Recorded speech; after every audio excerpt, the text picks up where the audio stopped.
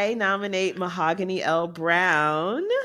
Tell me why. First of all, she's legendary. I knew of her before I ever got to know her, and as I do now, as a friend, as a sister. So I knew her work, which she is one of one. She is genre bending. She's in the YA space. She's in the poetry space. She's in the adult fiction space because she is a storyteller, and it's her heart that's on the page. But like, it could be those good books, but are they good people? Right. And then we got to meet and we became fast friends. Is eternally gracious, patient, insightful. She has a vision and she's just bringing people along. She took her residency at Lincoln Center commitment, and there are so many of us who can say we stood on a Lincoln Center stage because of Mahogany. I describe her, and you imagine this person who is larger than life, and she is, but she also has a tender heart, and you don't always get that. Just a genius on the page and a genius on the stage.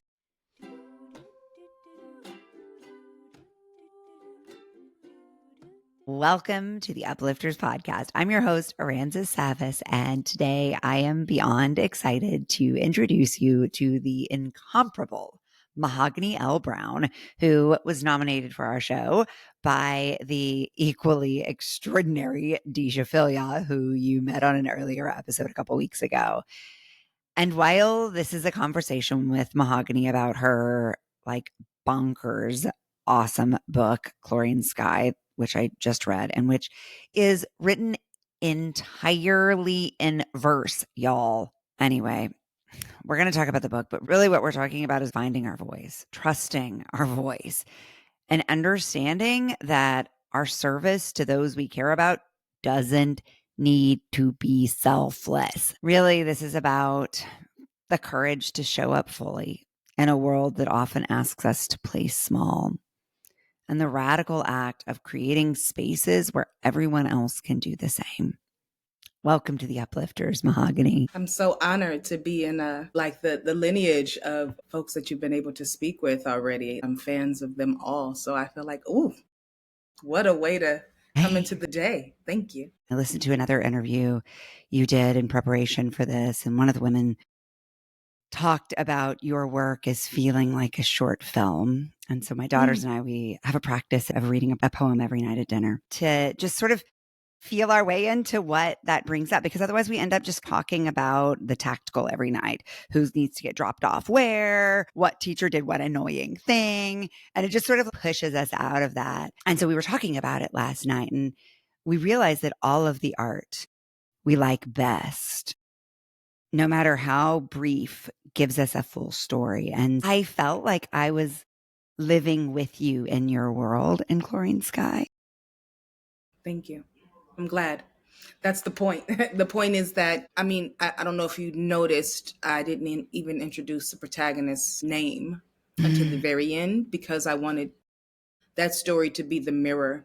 It was far easier for me to like allow folks to sit in even the passenger seat without feeling like, yeah, I would never do that. That can't be me, you know? Yeah. So I wanted them to see it for how I saw it. There are all these instances in our lives growing up, friendships from youth to yesterday. Tell us about ourselves. Tell us about what we're willing to endure, to belong, to be included, to feel love, and what we're willing to do to others to protect that.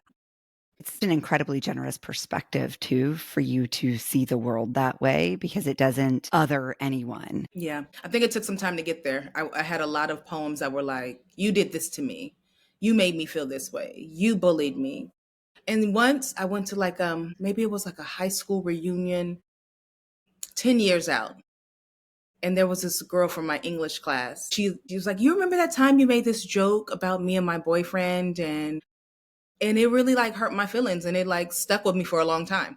And I do remember the joke. I don't remember it being that bad. There you go. The responsibility, right? The responsibility of even if I didn't mean to, I hurt someone's feelings. So we never know how we show up in other people's worlds. And that was a clear light switch on for me that, Oh, my perspective is also unreliable. Uh-huh. My narration is also unreliable because I didn't oscillate and look through the landscape. I just saw what was happening to me. I wanted to write that book in the sense that you never know. You can decide who's who, but like you're both. You Mm-hmm. are both and. We even see that in Sky, right? There's a moment Yeah. where she isn't kind to someone else, and she Mm-hmm. says, I betrayed myself to be liked. Yes. Yes. She betrayed her personal constitution. How many times have we done that? Or even if you can stop someone from making jokes about someone else and you just didn't, you Yeah. didn't get in the way of it. I mean, we're doing it now in our world today. If we look at the countries that we're allowing, we're just watching all of these genocides happen and we're like, so sad. No, it's not so sad. What Well, it's happens like when you people just keep stand saying up? now, if you wonder who you would have been, Yes.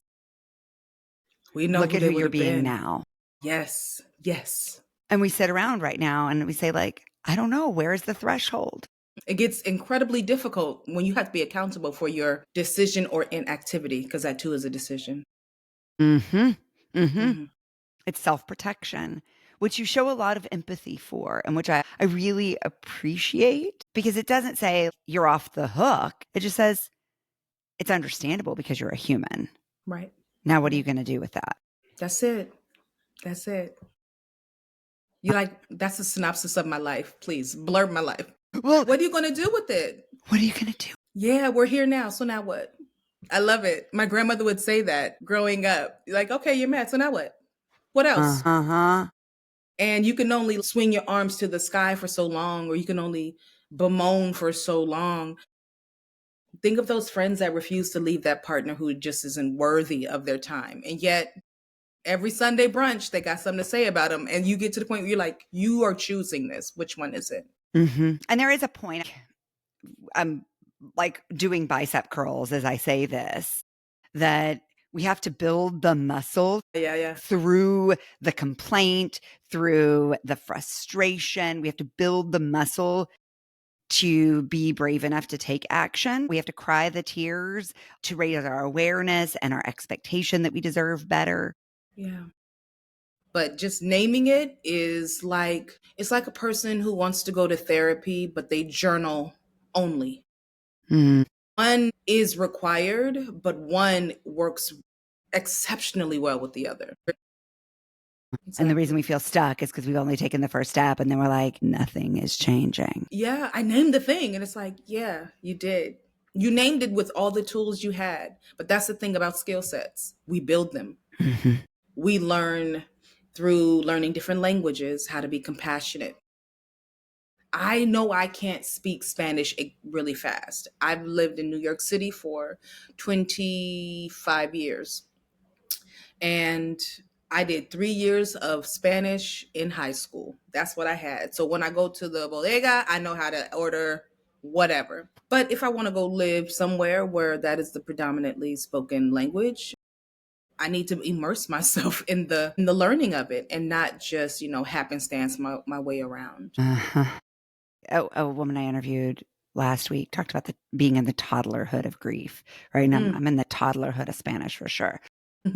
And the toddlerhood of grief and a lot of toddlerhoods. And I'm glad, like, toddlers need toddlerhood to learn how to really walk. Right. But for you to acknowledge it means you're open to the learning. I love that. The toddlerhood. The So toddlerhood, good. isn't that a good word? But I also So think good. like, yes, it's a part of the process. And if all we ever learned how to do was toddle, we're going to feel stuck and victimized. Yep. Because then we're waiting for it. You talk about the bad relationship as the example. The relationship is no good. I don't feel good in this. I don't feel fulfilled. Mm-hmm. We're just waiting for somebody else to say, let me take you out of this. Let me save you. There it is. There it is. But we have to save ourselves. Yeah. Once you name it, you then have the onus put back on you. And that is scary. I get it. The scariest part is learning, no, I'm an adult. I have to make the rules. No one is making it for me. This is icky. Like, no one is making me go to the dentist. No one's making me do my yearly checkup. So the onus becomes on the person who is well aware that they are moving out of toddlerhood. Mm-hmm. They're like, I'm trying to grow up. I'm trying to like manage this. But the mental health issue, what I can, I guess, be honest about is the scariest part is that I didn't grow up thinking that therapy was cool. If anything, you don't talk at all. Like it'll go away if you're quiet. Shh. And so I'm from the school of if I write it down, I'm not quiet. And if I share it, I'm not quiet. And that was great. That was a great start. But again, it still was just the toddlerhood of that awakening. And if I stayed there for too long, then I would never know that I have ADHD. I was thinking that I was just busy, that I was just trying to do it all. No, I've been doing 10 things at a time because my ADHD will not let me Do what? Yeah, I can't just do one thing. And therapy helped me see it. Otherwise, I was like running in a circle, a hamster wheel of what did I do wrong? I have to make this right. I have to do this for you so that you know that I'm good. Whole time I'm, disabling myself. I'm putting myself in harm's way. I'm losing sleep. I'm losing weight. I'm forgetting to take care of myself and go to the doctor, because I'm so busy trying to do the thing that I thought made me me. And shout out to poetry because it showed me the mirror and it gave me all the gems of like, oh, I thought that was cool. But that really was a defense mechanism. That was me trying to shield something. Protective. I was protecting myself. So once I take the thing that I found out in writing to this therapist, I realized, oh, I've been trying to be the adult since I was a child and not by choice. Because that's what happens when you're growing up in a Reagan era in Northern California where drugs have ravaged the neighborhood. Somebody has to be the boss. And if the adults are disabled, then you got to show up for yourself or you'll get dragged along in the undertow of it. But I wouldn't have known that. I would have thought I just write these really good stories. Yeah. Not that I'm still holding the young girl inside, afraid of who I am, if I'm worthy of being celebrated, if I'm worthy of being in a conversation with the likes of you and the lineage bringers that you had before me. Like, do I deserve to be here? Because everything around me said that I was going to die or be quiet or I'm only good enough if I'm of service. All dead ends. All dead ends. Because I never got to say who I was. They're all very passive too. And silence is passive. Yes. And I grew up raised by my grandmother who lived through the Great Depression. And quiet girls were praised and rewarded. Passiveness was the greatest virtue. And my grandmother is my hero and my heart. And I learned from her that the smaller you played, the more valuable you were. For real. That was what? Why can't you be like her? Quiet like her, demure, silent. Wow. How much did you learn from your grandmother? Like my grandmothers are my matriarchs, they make me. And I learned that my service, my desire to be helpful comes from watching them carry everything. I realized how much they made me, how much of my strength comes from watching them. And even the way that I come to help others is because they needed help and nobody saw it, but I did. So now I'm going to help in ways that would make them proud. I wonder what you learned. I learned the power of encouragement. My grandmother really believed in me. And not like, oh, you're so talented, but, oh, you're worthy. I mean, I also learned to hate my thighs and to play small. It all made me who I am. And I feel like you have not played small. You are playing very big. And so I want to know how you got there. I want to play bigger for that matter. I want us all to get to play bigger. Yeah. I think I just bet on myself. I just kept betting on me.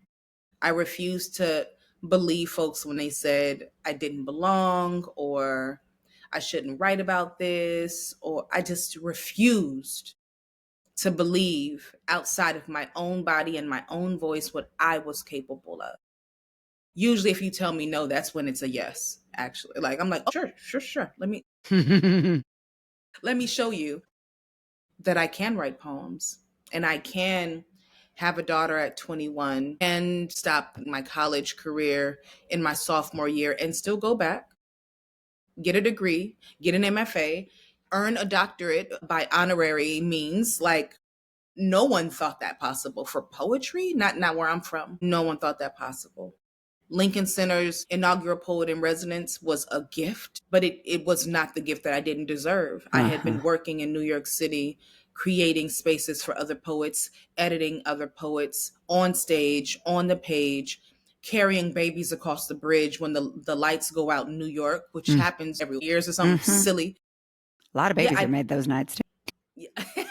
I had to just make sure I was a part of the thing that I said I was going to do no matter what. And I wasn't waiting on anyone to say yes or no any longer, because when I did, I felt so discouraged.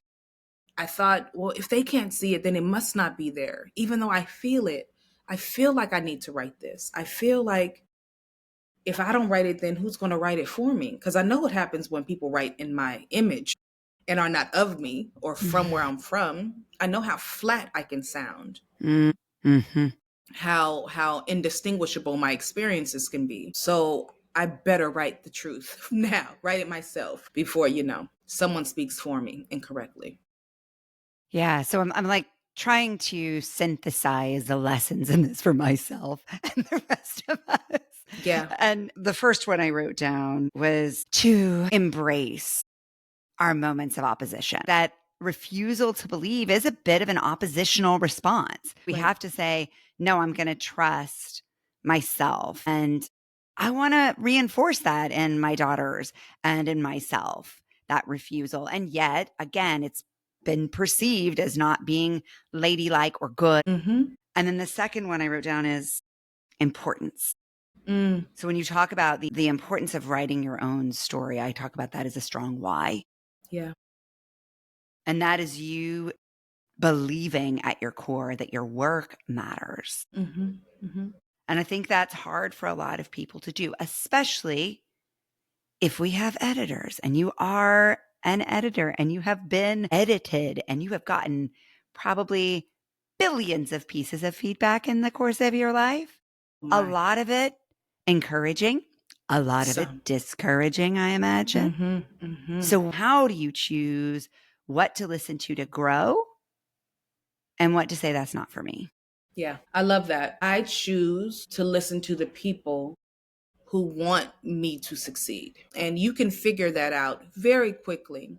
If there's someone who's always finding the worst parts of you, not to say that those parts can't be strengthened, not to say that you don't have room to grow, but when someone is for you and they're telling you something that is constructive versus when someone is just critiquing you for funsies, just to make you small, Or to because make themselves sound smart. but it's always to make you small, because in relation, if you're small, they're bigger. I'm giant, I'm good. You're so busy trying to get on my level just to get my approval that feeds something here. And that was really the intent of me criticizing you. I didn't want you to be better, right? So you have to figure out who wants better for me. Where are they in the world? I would do a lot of work in like communal spaces with peers, and I believe in peer critique. I teach it when I'm doing workshops or having a class somewhere.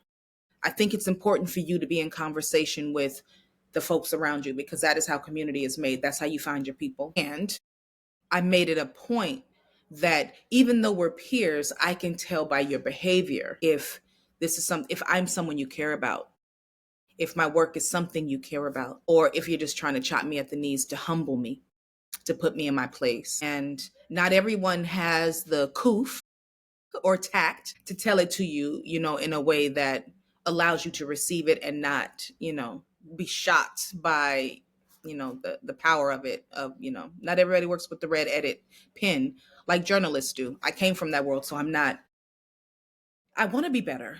I want to do right. I want to do good. I want to be timeless. I want people to find Chlorine Sky the way I found Bluest Eye. And by no means is that my bluest eye. I'm working towards that, right?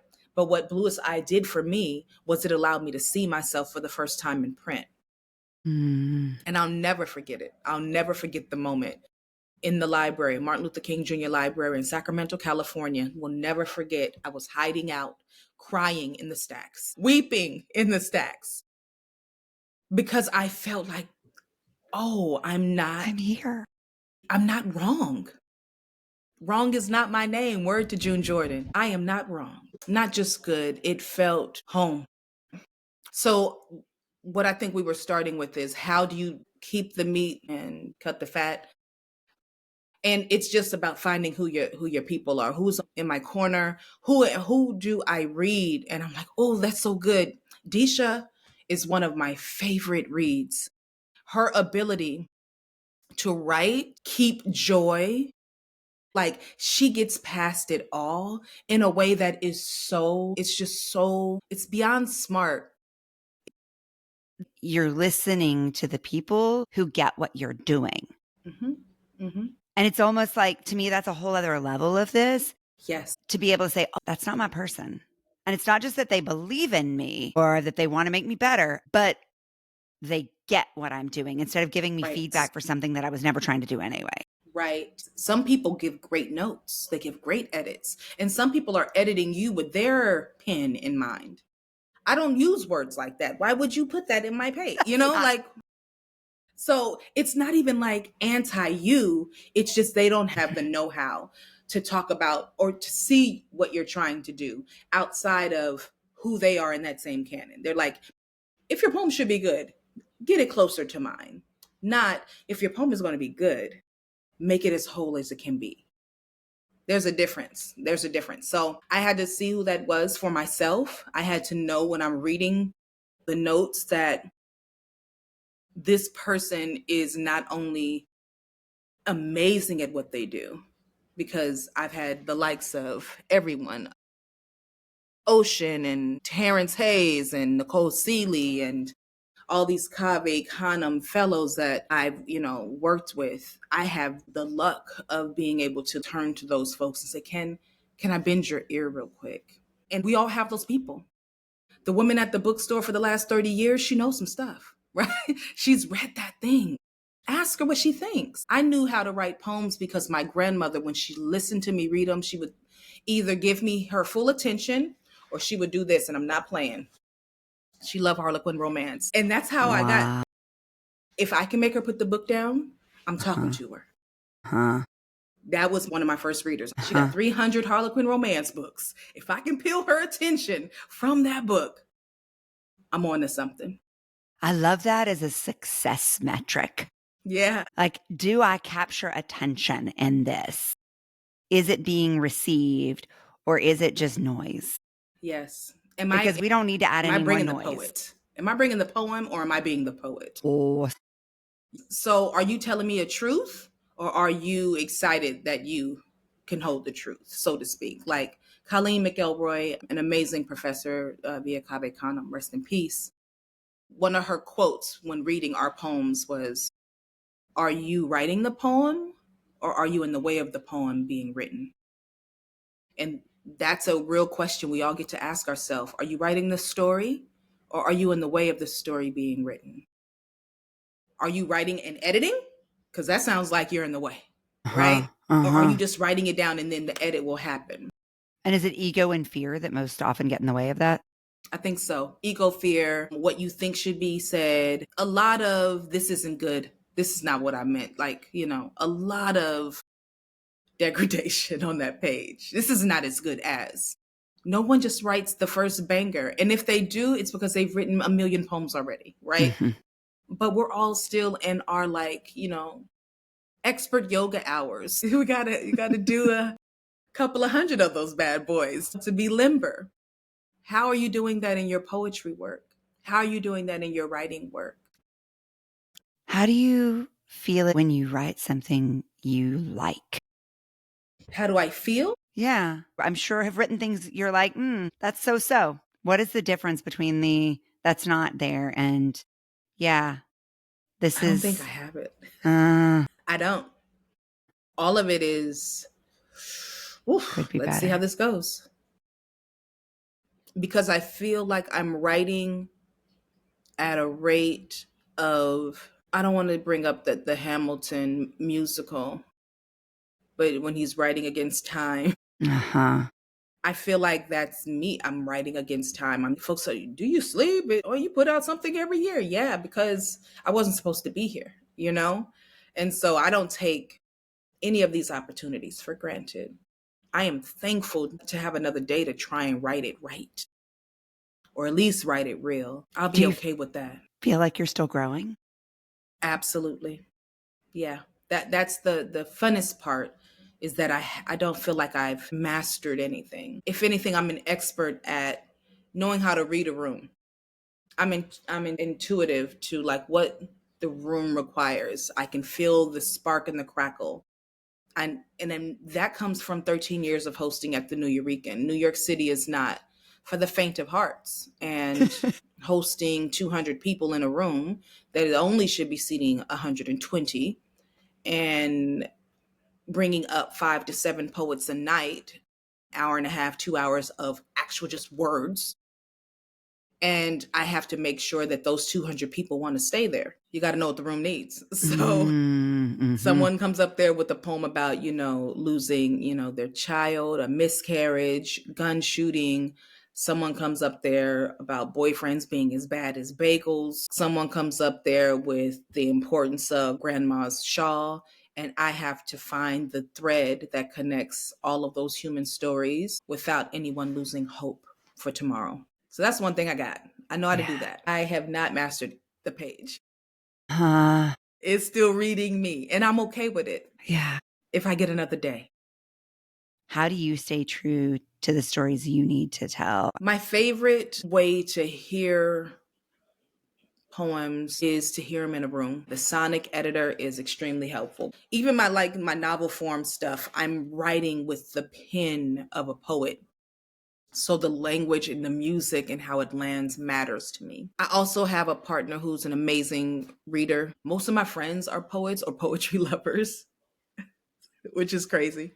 It's great. When I think about it now, I laugh so hard. I'm like, wow, pretty vain, Mo. Pretty vain. It's like Poets Only Club. You found your people. You found your Isn't people. that all we're trying to do? That's true. That's true. You're right. You're right. I'm not mad at it. I'm lucky. I'm lucky in that sense. Last night, I interviewed Aja Monet and Edwidge Danticat for Aja's book release. And in the back, we were just talking, and she started laughing at me. And I was like, oh, I'm talking like a poet again. Because she's the one that's always like, you talk like a poem. It's a lot. And I was like, I know, I can't help it. It just, even when I do a breath or a break, it feels like a line break. I get it. It's a lot. But having those be your friends, it's helpful, because nonplussed. They're like, that was cool.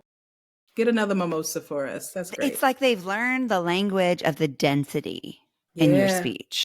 Yes. That the breath, the pause, the word matters. Yes. Yes. And so that density, it's like a humid room, right? It's like once you're in it, you're like, this is fortifying. This is good for my skin. Come on, poet. I see what you're doing. I see. But when it's new, it's like, wow, it's overwhelming and I can't breathe in here. Yeah. Yep.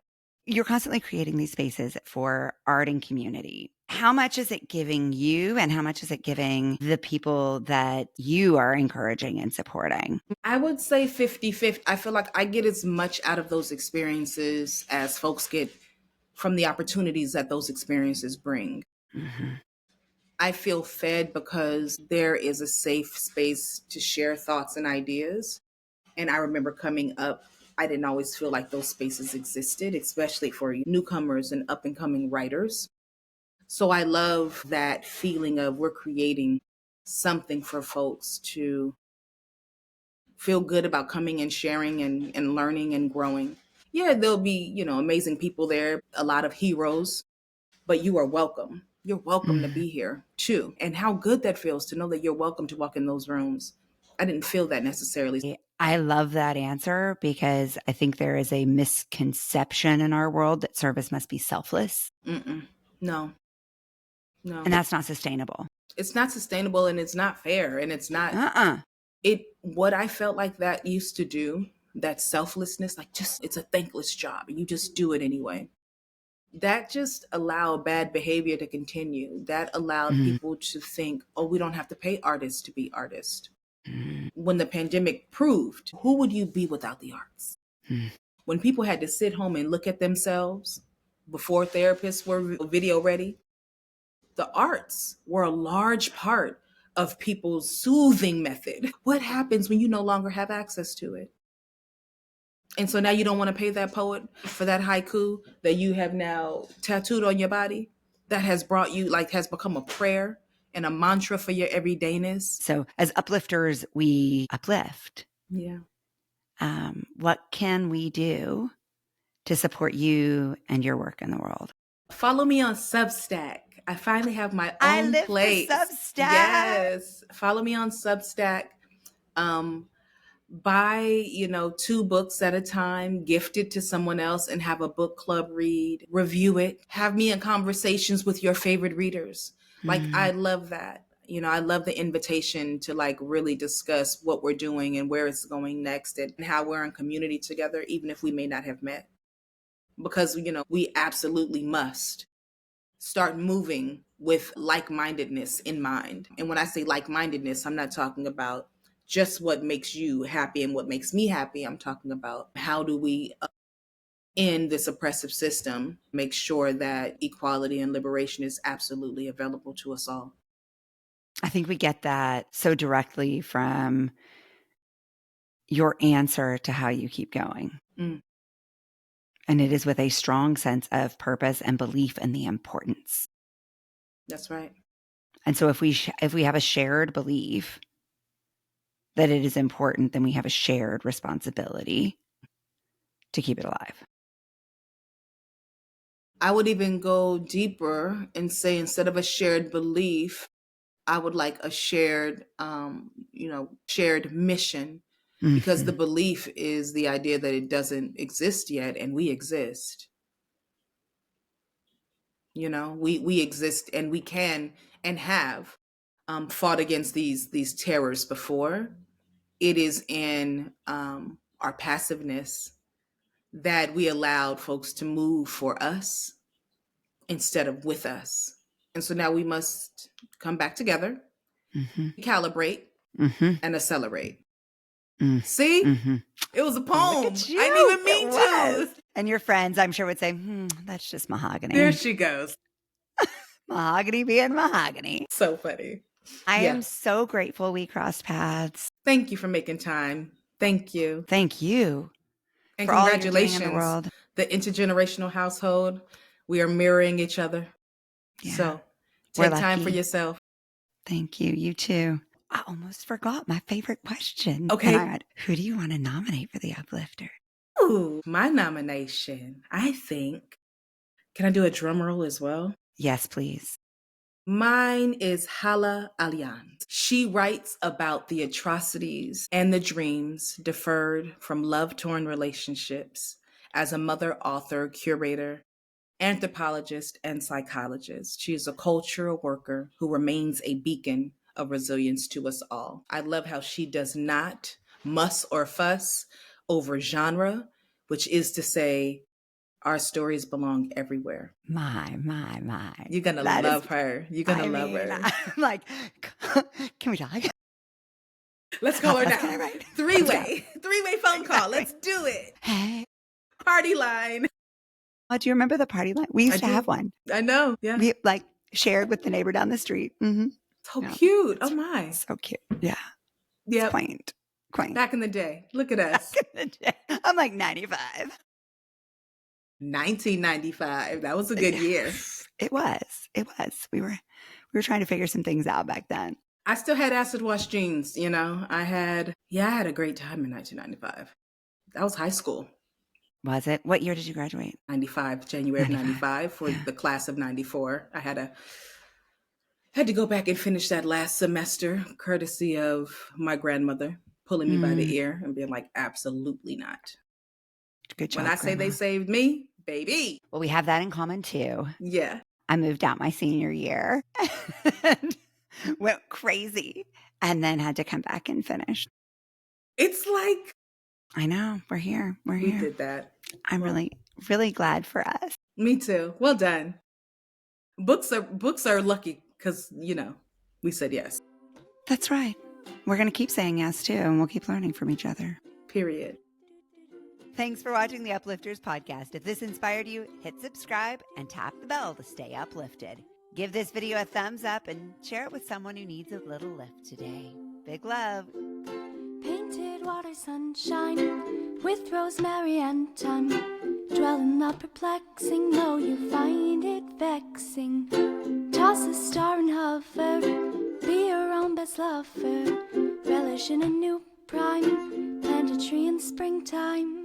Dance with idle hindsight, bring the sun to twilight.